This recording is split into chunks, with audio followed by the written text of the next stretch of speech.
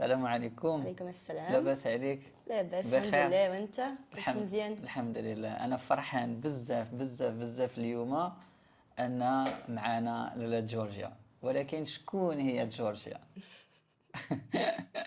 جورجيا it's a lot of things. ياك مرحبا. احنا اليوم بغينا نعرفوا بزاف على جورجيا، وفي نفس الوقت على رحلة جورجيا مع العربية. Your Arabic learning journey إن شاء الله. But first, tell us about yourself إن شاء الله a little bit. Yeah, so it's Giorgia. I'm 26 years old. Oh, wow. Yeah, and right now I'm Italian, first of all. And I traveled a lot in the last years for studying and working in France and Morocco and in Tunisia. And after 1 year and a half living in Morocco, I moved to Tunisia only like 9 months ago. So I'm adapting myself to the life in Tunisia. And I'm working in an Italian NGO in the immigration field. Oh, awesome. We're going to talk about Tunisian, Moroccan, language or dialects, and we're going to talk about migration as well. But first, what draw your attention to learn Arabic? علاش بغيتي تقراي العربية first place? What's your story with Arabic? Okay.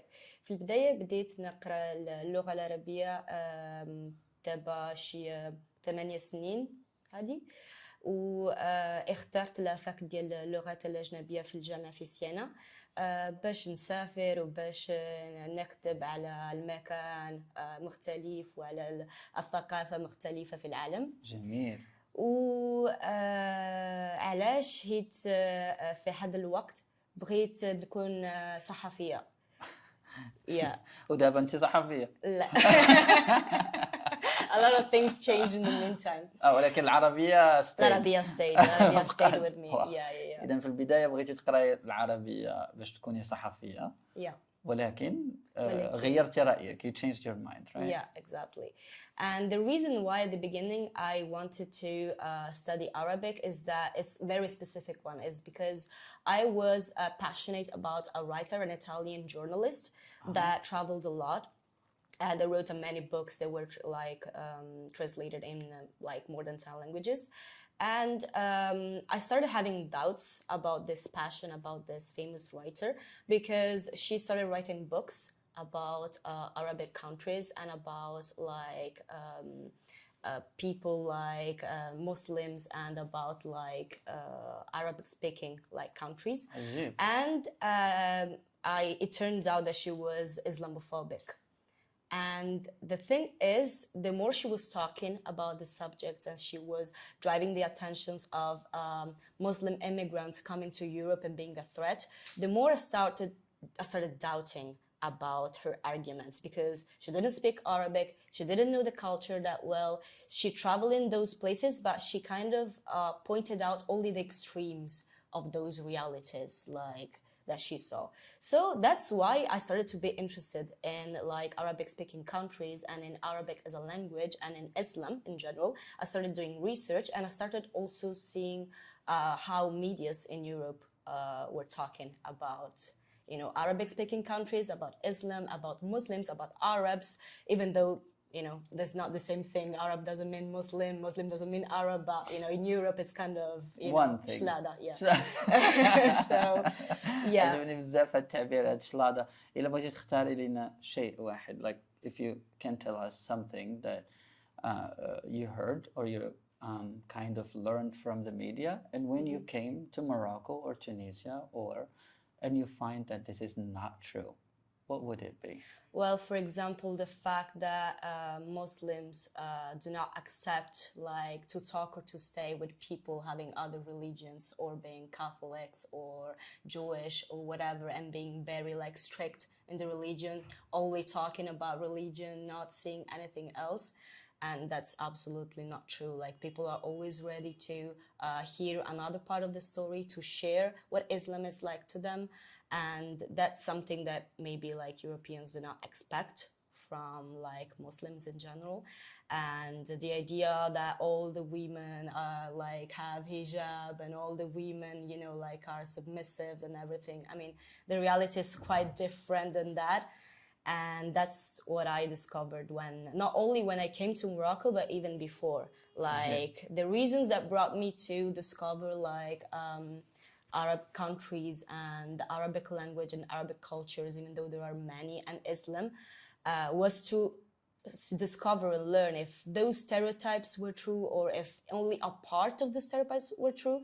And the thing is, as soon as I started learning Arabic, the first time I entered to a classroom with an Arab professor, I completely forgot all the reasons that brought me there because I fell in love with the language. Oh, like that's literally, so the beautiful. professor, he was an Egyptian. He started speaking in Arabic and he started writing like with the calligraphy in the board. And I lost everything else. I was completely in love with it. I started learning it from day one. I started like pushing myself over the limits and studying more than 3 hours per day to get better and better. I used to listen to the Quran in YouTube to get like my pronunciation better, and yeah, to try to read as soon as I could. That's really nice. So starting like with this, like as you said, you fell in love with the language, and you loved it so much, so you kept going. Was it easy? Because when we talk, it was so beautiful, and that so like you felt so happy. I will ask you later about tips, like listening as you did, like listening to clips of the Quran recitation. But tell me, was it easy, and always you stayed loyal and in love with this language, or it No. changed, or what? There were a lot of ups and downs, and I think I'm still having loads of ups and downs. Even in the same month, I have ups and downs. So no, it's not easy at all.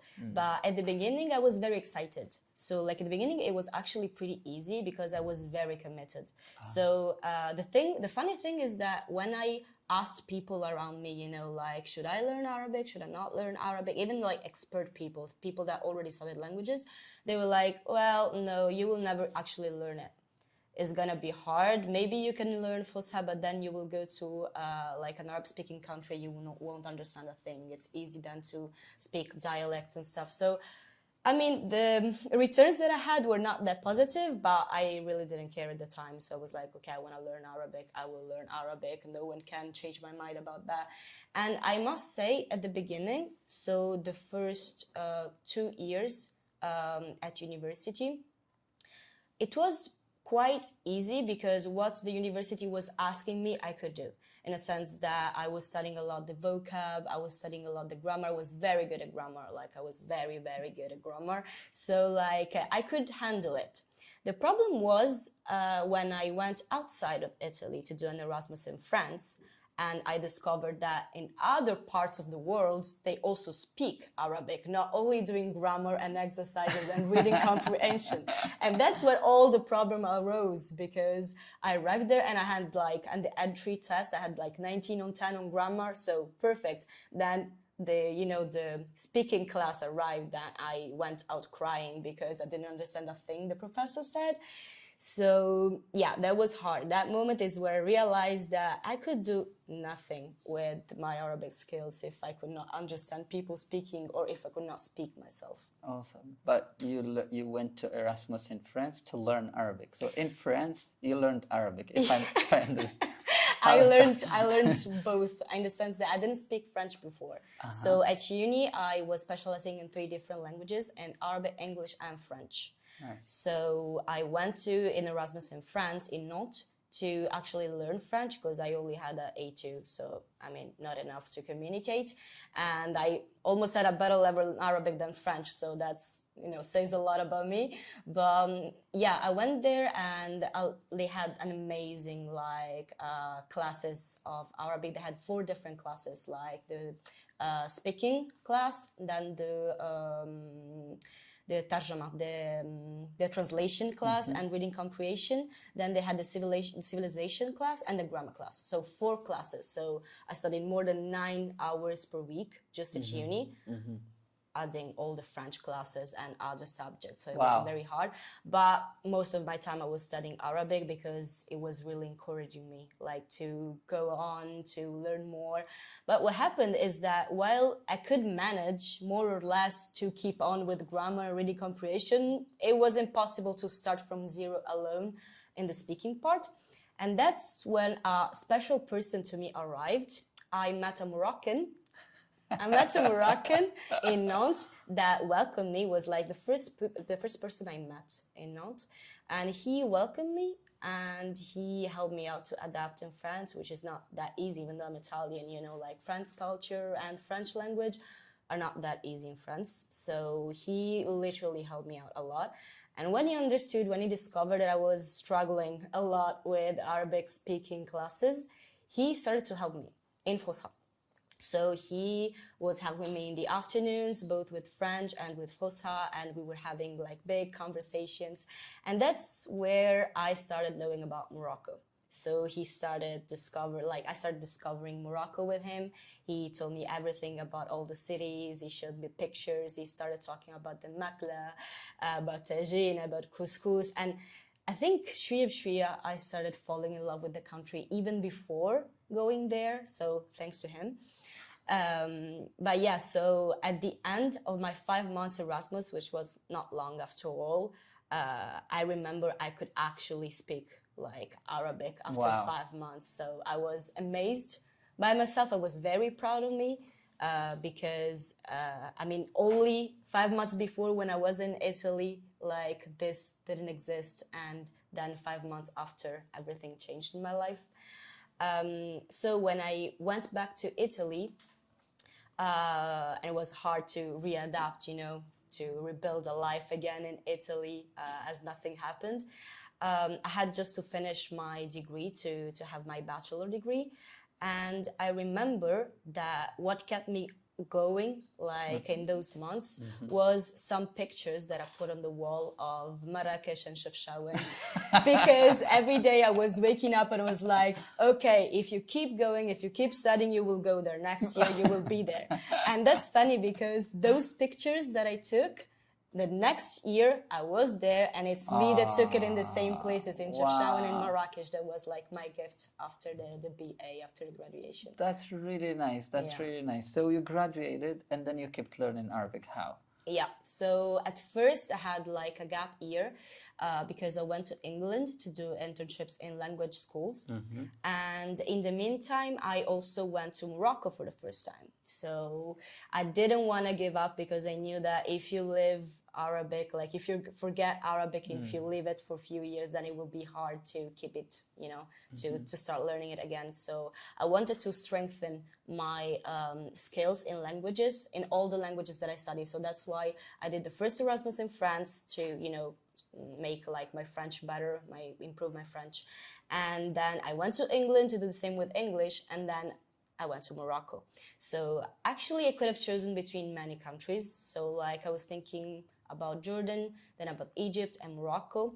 And I chose Morocco for 2 reasons. First, it was the cheapest destination, which, you know, actually it matters if you're a student, if you don't have a job, it's hard to think about staying load of months like in a country like cheap in terms Jordan, of the flight and the like the cost of studying and life and living. It's more expensive comparing to Jordan, for example, or Egypt. Exactly. And so and also all the stories of my friends like that. He told me all about Morocco, and he already taught me some Darija words, so I was very proud about it. I felt like welcome, you know. I felt already like I knew something of this country, like it wasn't unknown.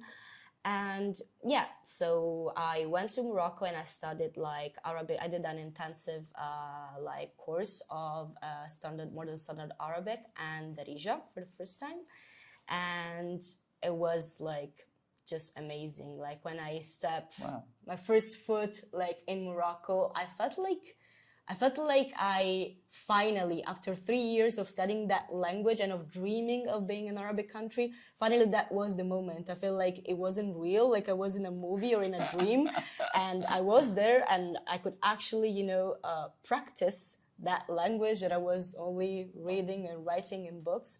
And so at the beginning, of course, I was speaking only like Fusha. And what was people's reaction towards you while you spoke Fusha with them?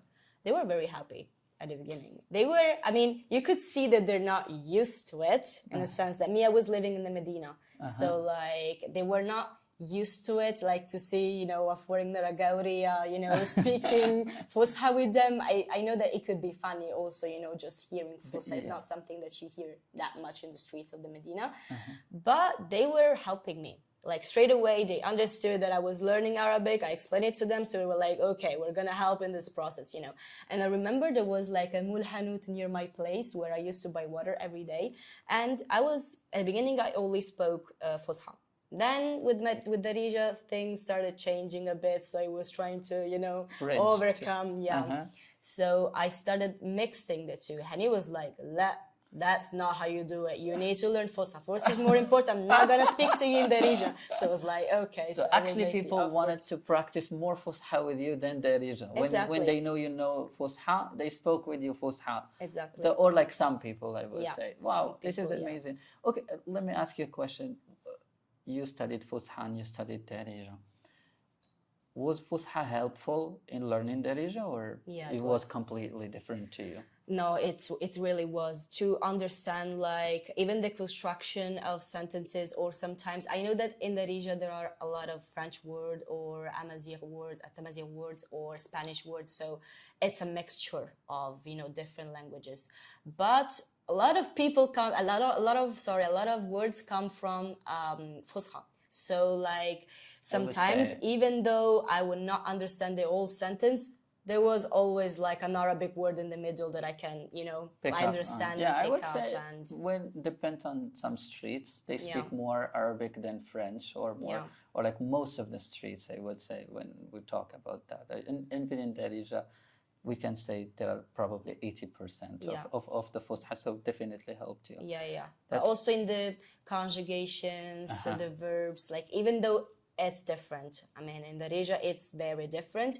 But still, if you are if you trained a lot, if you really trained your mind to speak like Arabic, if you have the rules inside your head, then it gets easier to just switch transform it and switch to Darija. I mean, you will cut some stuff, like you will forget all the vocals, like all the vocals in Darija, they don't exist anymore. But you get there, that's really nice. And then you stayed here. And as you said, we talked about the people. Did you travel a lot, or you stayed in Rabat mostly? No, I did. I really wanted to take every chance I had to travel. Every weekend, I was literally traveling all around Morocco, even with people I didn't know. So I was like, oh, you're traveling tomorrow, I'm coming with you. So I met a lot of people in the way, actually.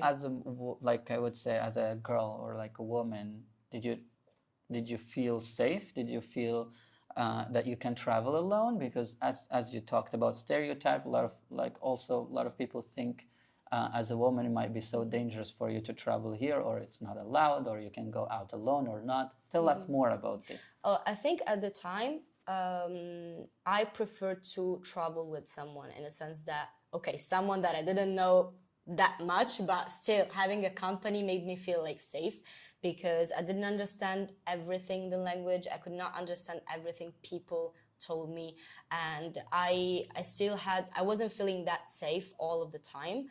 But now I would say that I would travel alone. Like now that I know Morocco more, that I understand more like Darija, and then, you know, I lived the country a little bit. I know the cities a little bit. I know how to move in Morocco. Now I would say that it's safe. So I see that you have a map of Morocco. I do. Did you travel kind of? Show it to the camera. Can you show it to the camera? Here? Yeah, here's the Moroccan map. Yeah. Here, Sicily and Morocco, like the two countries in my heart. I mean, it's not a country, it's a region, but still like two special places in my heart. What similarities did these two places have?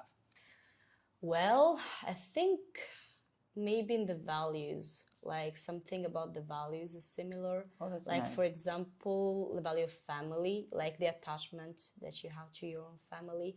Like, you know, for the Eid, for example, you know, normally like you celebrate with your family, like you stay in family, you eat all together, and you spend time with the people that you love the most. And that's the same for Christian and Italian celebrations. So like for Easter, for Christmas, you really stay with your family, you have fun with your family, we play games and we eat. I think also makla is like something we have in common. We love to eat, we love to cook, we love, What is the most famous food for Sicily? Is it? There are too many, I think. Sicily is like Morocco as well. Like every city, you know, has a specialty kind of, or yeah, I think maybe it's arancina. It's like a bowl of rice, like fried rice with stuff inside, like with bolognese sauce inside, for example. It's something very, very Sicilian, like that I love to eat. But then there are all the other stuff that are not only Sicilians but Italians, like pizza or lasagna. I mean, this is our common places, you know, like stereotypes. And what is your favorite food, like Moroccan food? I mean, that's so difficult. You can't ask me. You can't ask me that. Nobody gonna hear us. Just tell me. I mean, probably after a few years, I think it's rfisa. Oh, nice. But still, like, I mean, I can't say rfisa without thinking, yes, but also harira, yes, but couscous, yes, but tajin birkouk. Like, I mean, it's rfisa because maybe when I tried it, the first one, I was like, okay, I never tried anything like it. Like, it's something that is so different from everything else that I tried that, you know, like, you kind of think it's rfisa. Nice. But then, I mean, I liked also to cook and to try to cook everything else. I miss Moroccan cuisine so much that I had to learn how to cook it on my own. I see that you miss Morocco and you miss Moroccan cuisine, and you said just now couscous, and that's also something will take us to Tunisia, and you live there right now, yeah, right? I do. And I will ask also about the similarities, but also the differences that you found between like Morocco and Tunisia. Tell us about what took you there, and then compare about like the experience that you have here and there. Okay, so first thing first, I chose to travel to Tunisia and to work in Tunisia because even though as an adult I had this dream to go to Morocco, as a kid, I had the dream to know what was on the other side of the Mediterranean Sea. So I was going to the beach every summer with my parents and I was staring at the sea and I was like, what's behind it? What's the country that's behind it? Is there another kid over there asking himself the same question, what's on the other side? Is there another kid over there?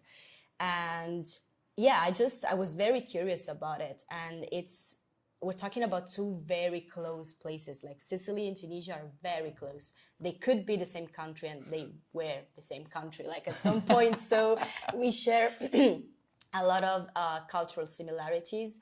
And what's funny is that while in Morocco and Darija we find like French and Spanish and Amazigh words, in Tunisian, so in Darja Tunisia, we find Italian words. So when I mean, I kind of expected that, but still it's funny because when I walk like in the streets of Tunis, like I still hear, you know, Italian words mixed with the dialect, or even if I speak Italian, everyone will understand me. While in Morocco, you know, I could use Italian as a language that no one could understand, so I could only speak with my close friends. Well, in Tunis, I'm out. Like everyone can understand what I'm saying, so that's quite funny.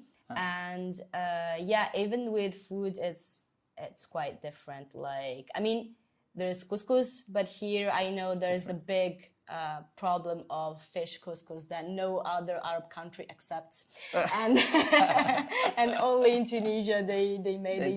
No, we don't do yeah. that. Yeah. I know that it's, you know, a big argument like in other Arab countries, but that's what's funny is that also in Sicily we have fish couscous. Wow. It's a specialty of a part of Sicily because there were a lot of exchanges between like Tunisians and Sicilians in both like regions, in both countries.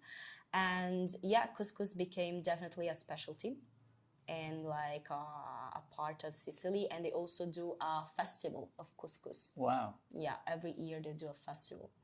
And actually what people do not know about like Sicily is that for a period in the 9th century, it was conquered by like an army, the Fatimid army, and it was made of different like so from Egyptians to Tunisians to Syrians as well. So it was mostly named like Islamic conquest, because what they had in common was mostly like Islam, so the religion, and not a lot the origins. And so what's very funny is that actually we Sicilians are Arabs. So we originally we are also Arabs. We are Normans, like we have different origins, but we're also Arabs. So in our dialect, like we have loads of Arabic words. Really? I've never like. We do, and like for example, also the cities. Most of the cities, more than 300 cities and villages have Arab names. So they kind of transformed over time, but still the root of the name is Arab. For example, like Qala, so like castle or rock. Most of the, like I would say like 10 or 20% of the cities in Sicily have like this name at the beginning. Like for example, Qala Tafimi, or like قلعة استراغنا here. Exactly, or there's for example, yeah, exactly, and there's Caltanissetta, which is Qalat al-Nisat, so like the rock of the women, and it became Caltanissetta. Or there's Qalat al-Balut, so it's like, yeah, it's like the oaks, the rock of the oaks or something. Yeah, Calta Bellotta. And Ballota. Yeah. And there are also like, I prepared like some like a quiz. yeah, there's a quiz, but also like I prepared other names, which is very funny. Like in, you know, like in Morocco and in Tunisia, they have a lot of souk, you know. Also in Palermo, Balarm at the time, they have a lot of souk. And the thing is, there are even the souks in Palermo that changed the name. It's more Italian now, but the origin is Arabic, that we can find in Tunis with the same name. Wow. Like for example, there's Lattarini, which comes from souk al-Attarin. So yeah, souk of spices. Or there's Ballaro, which comes from souk al-Balurat. So crystal objects. And pearls, yeah, and then there's another part of Palermo which is called the Baida. So the white. So, you know, like actually when I started learning Arabic and I discovered all this, I mean, these names, I was like, wow, I'm actually living in Arab country. Just it transformed over time. You kind of see the roots. Yeah, I started seeing the roots of stuff, and it was like also like near villages to my place. I'm not talking about like cities I didn't know, like cities where I used to go every day. Like there's Favara that comes from Fawara, that is like the geyser, the hot water, like in Arabic. Yeah. Fawara. Yeah. So these are all the cities that I learned, but there are also other words that we use every day, and this I will do a little quiz to you. That's what you told me. Yeah, I've been nervous the whole. It's okay. I think you can do it. I think you can do it. Let me try. I think you can do it. And this one let's is quiz everyone, not just me. Okay. I will leave sometimes few seconds to see if the people, you know, can. Yeah. Okay. So, miskinu. Oh, that miskin. Okay, that's easy one you see to start. That's Sicilian word. Yeah, it's Sicilian word, and we use it exactly in the Miskino. same way. Yeah, like poor boy. That's my mom's favorite word. Really? Yeah, she keeps going, oh, miskin. Oh, miskina. She got accepted for this internship. Oh, miskina. She's not miskina. That's good for her. But just use it like as a nice. But we use it in the same way, like in Sicily. So it's very funny to see, like, you know, finding myself in the souk in Rabat or Tunis, and I hear people talking. I'm like, oh, it's like being home with my mom, you know, gossiping about stuff. There's no difference at all. That's good. So miskino. Then we see this one, babalucci. Like bibalash No. for free? No, but it's something that we could eat as well. It's an animal. I can tell you this. Yes, babush, yes. عجبتي برافو عليك نقطة بابالوتشي بابوش He's fluent in Italian now. Oh, that's I mean, he can't go anywhere with this word. It's only Sicilian, so only one region. بابالوتشي Yeah. Then there's tabutu. هذا ما أعرف شنو تابوت The coffin. The coffin. It's yeah. exactly the same one. Then there's jarra. Is the thing that we put like honey or water or yeah, jarra. And this is exactly the same, jarra. Jarra. Then there's fastuki. فستق, that's pistachio. And this is exactly the same one. أنا غادي. You're going well, you're going well. I'm doing okay. Yeah. Then there's birkoku. برقوق. Yes. So you have the tagine as well. Tagine يحمل برقوق. I wish we had, but no, we don't. Then last one that I will tell you, it's abidzafi. بزاف. Bzaf. Come on, Yeah. you have بزاف in Sicilian? Yes, we do. Abidzafi? Abidzafi. Yeah. Wow. So we are closer than you thought. Exactly. Yeah. As you see, so with knowledge, you kind of discover how closer we are, even in the language, in the culture, in so many things. Thank you so much for this quiz and for bringing on. That's Coming nice. prepared as well for this one. Surprise. This is so good. This is really good. Thank you so much. Thank you so much, Giorgia. But since we're talking about migration and we talk about like the influence and people were here and then they are there and I know like this, like you're interested in this topic and you conduct research and on this topic. I mean, what would you tell us about migration in the Mediterranean in general? I know this question is pretty big, large, or very, but just elaborate. Could you tell us about the situation? Yeah. Well, I think I will take what you were saying before just to reconnect. The fact that you're saying that it's important to know. You know, it's important to know about this tiny stuff to understand what brings us closer more than, you know, far. And that's what I decided to do with Arabic, you know, trying to, and also like with all my research on migration, trying to understand more about this phenomena because knowledge is the only weapon to fight against discrimination and against racism. And that's what's happening in Europe right now. In the last years, like discrimination and racism against like illegal migrants is arising a lot. And I saw that from a lot of like storytellings that I heard about even in Morocco, not only from people like that are traveling, like they come from different like sub-Saharan countries and they have a very long journey, but also from people that came back. So my work today is with people, with migrants, with past Harraga people that decided to come back. So what Harraga means? Harraga comes from the Arabic ahraq, so it means to burn.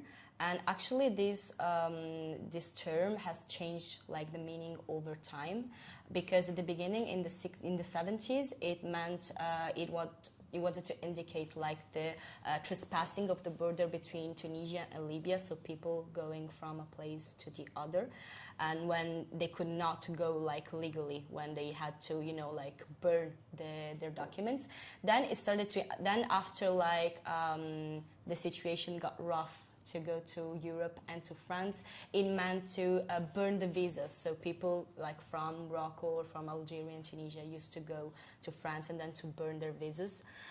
And then after like the regulation of the visas in the Schengen area and to, you know, make legal and make easier the movings in Europe, but for whom? Not for people outside Europe, of course.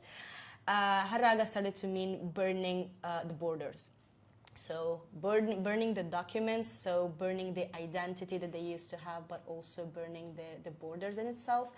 And borders, it means something larger, not only physically the border, but in general, like the rules that have been established and have been imposed to us by people that do not even know us.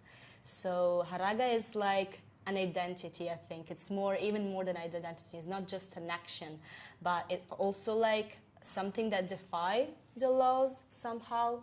And to reconnect myself to the subject I was talking about before, is there another kid on the other side of the Mediterranean Sea wanting to discover what's here? And the question that I started answering myself is Yes, there is. The difference is that you can go with 30 euros in a boat, like comfortable in your seat, and he has to risk his life to do the same thing here. He has to pay like more than 2,000 euros, and he doesn't even know if he will arrive safe. So, and when they arrive, it's a different story. and when they arrive, we have all the discriminations I was talking about, because people do not know and do not want to know. It's not only do not wanting to know, because that's what I would say about the me at 16, 17 years old. I did not know, and that's why I tried to figure it out. I did not know what was in Arab countries. I did not know what Islam meant. I did not know if those stereotypes were true, so I tried to figure it out. And people that just listen to medias and to stereotypes and to what, you know, like right wing and parties, governments say, and do not try to figure out what the reality is, what Arabic countries are, what Arabic culture is, language is, how close we are more than far, more than different, then I just assume they do not want to know. And it's okay to be different. Yeah, sometimes it's okay. Really, it's okay to be different. Yeah, and it's also enriching. Like, it's something that Exactly. we can make us richer.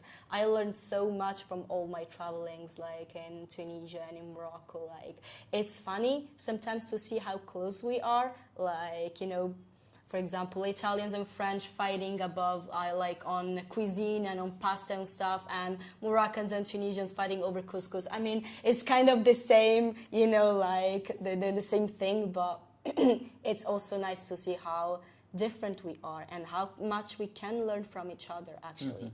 And a lot of people discover that. So in what I'm doing right now, I'm working with like migrants that decided to come back, so with returnees, and this assistance. They migrate to They Europe, migrated to Europe, and then they decided to come back to Tunisia or Morocco. Exactly. Right. Yeah. Okay. So we support them in the reintegration process, because sometimes they spent even more than 20 years in Europe. So of course the country has changed over time, their country of origin, and even the way of talking, of speaking, of doing anything, everything has changed. Their relationships with family has changed.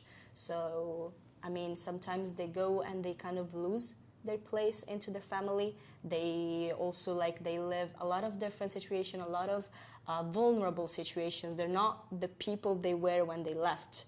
Already, if we think about the travel, if we think about the crossing of the Mediterranean, how risky it is, all the things you have to pass through with smugglers, and then with racism in all the European countries, and then going from one country to the other, everything that happens. I mean, I can only imagine it from the stories they tell me, but of course it's different when you live it. So some people decided to come back, some people were forced to come back, but in general, a part of those people understood that Europe was not the El Dorado they were dreaming about at the beginning, or they were, you know, like seeing on TVs and news and films and movies. Yeah. And of course the expectation from the society to those people that you're coming back, probably you should be rich now, or you're a failure because others, they went and they got rich there. Yeah. It's not easy, and I congratulate you, but I'm proud of you. So if I ask you, Giorgia, what is your favorite word in Arabic, what would it be? Okay, let me think about it. I think a word that I repeated like many times while I was speaking in Arabic, and I was speaking about my experiences in Morocco and in Tunisia, is tajriba, so experience. So that's actually the word that, you know, remind me of all the memories I had in these two different countries, and how much I changed, how much, like, the Georgia at the beginning when I arrived to Morocco and I was losing myself on the street of the Medina, like, and now, like, I think there's a big difference, and there's a lot of tajriba that passed through those two moments. So yeah, I have a question related to your tajriba, to your experience, and you said you were good at grammar, and you were good at some things. What tips would you give to Arabic learners? Would they just start Arabic, or they're learning Arabic? What helped you to get to that level, mashallah, and I know your level in Arabic? I think something that really helps is starting to speak from the beginning. Me, I waited too long.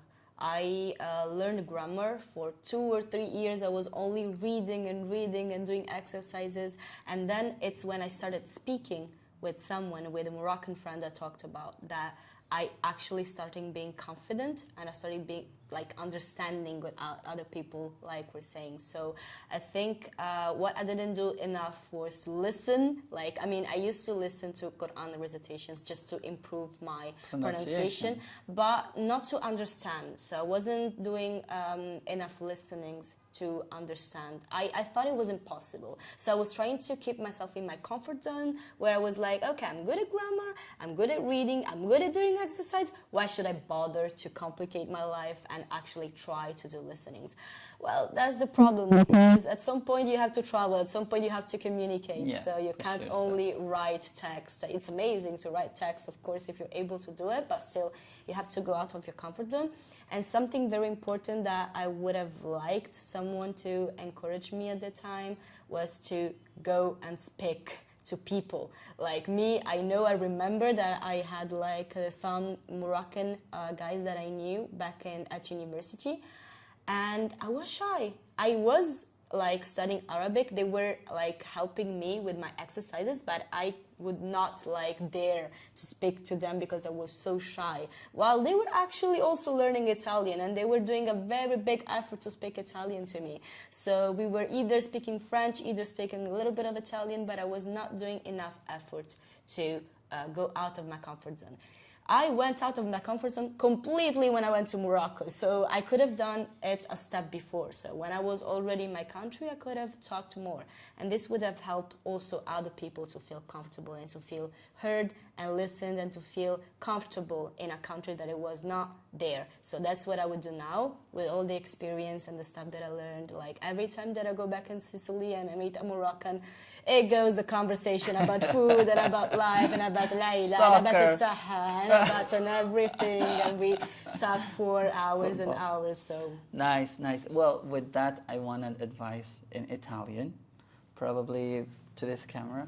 Okay. What would you tell people who probably only or like people who speak Italian about learning Arabic? What would you tell them?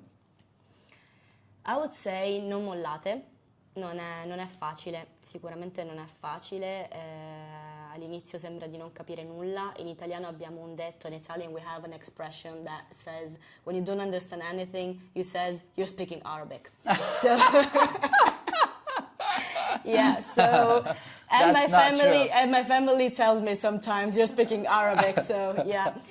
Ma quello che voglio dire è che in realtà si può riuscire a imparare questa lingua poco a poco. Non è semplice, anch'io non sono ancora arrivata al livello che vorrei avere, però c'è un detto in marocchino che mi aiuta sempre a pensare a questa espressione quando penso di non farcela, ed è نقطة بالنقطة كيحمل الواد. So drop by drop, the lake will be full, and that's what I will be filled, and that's what I think. Every time that I feel unsure, I want to give up, I think there are so other many easy languages like in Europe. Why did I choose this one? Why did I choose Arabic? With all the different dialects, you know, like how am I going to speak if I go to Lebanon? It's going to be start over again. Like when I came to Tunisia, I started over. But it's amazing. It's still amazing. And so every time I think, this is a drop, just learn something new tomorrow and it will be a little drop and the lake will be filled every day. Oh, inshallah, all our lakes will be filled with joy, happiness. Thank you so much, Giorgia. I learned so much, and I hope you too. Thank you so much, and see you in another episode.